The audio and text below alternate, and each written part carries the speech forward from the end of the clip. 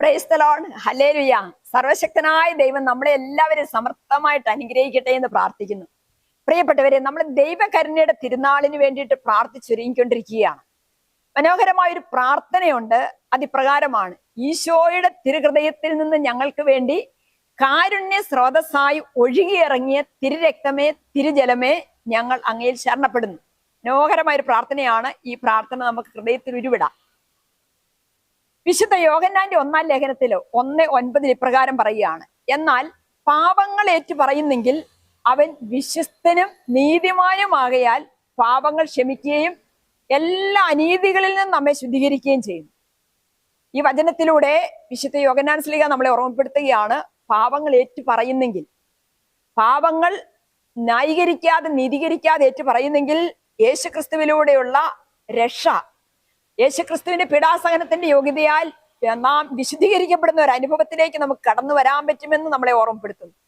ഈശോ വിശുദ്ധ ഫൗസ്റ്റീനായിലൂടെ നമ്മളോട് പറയുന്നു: എന്റെ കാരുണ്യം അപേക്ഷിക്കുന്ന ആത്മാവ് പറഞ്ഞറിയിക്കാൻ സാധിക്കാത്ത വിധത്തിലുള്ള സന്തോഷം എനിക്ക് പ്രദാനം ചെയ്യുന്നു. ഒരു പാവി അനുദപിച്ച് ഈശോയിലേക്ക് വരുമ്പോൾ, ഈശോയെ അറിയുമ്പോൾ, ഈശോയുടെ ഹൃദയം ആനന്ദിക്കുകയാണ്, സന്തോഷിക്കുകയാണ്.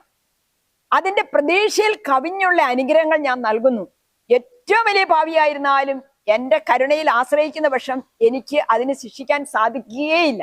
കണ്ടോ, ഏറ്റവും വലിയ പാപിക്ക് പോലും ശിക്ഷയില്ല എപ്പോൾ കരുണാമയനായ ദൈവത്തിന്റെ കരുണയിൽ ശരണപ്പെടാൻ തുടങ്ങുമ്പോൾ. അതാണ് ഈശോ വിശുദ്ധ ഫൗസ്റ്റീനായിലൂടെ വെളിപ്പെടുത്തി തരുന്നത്. ഏറ്റവും വലിയ പാപിക്കും രക്ഷയുണ്ടെന്നുള്ള വലിയ സന്ദേശം നമുക്ക് നൽകുകയാണ്. അളവില്ലാത്തതും മനുഷ്യബുദ്ധിക്ക് അതീതവുമായ കാരുണ്യം മൂലം ഞാൻ ആ ആത്മാവിനെ നീതീകരിക്കും.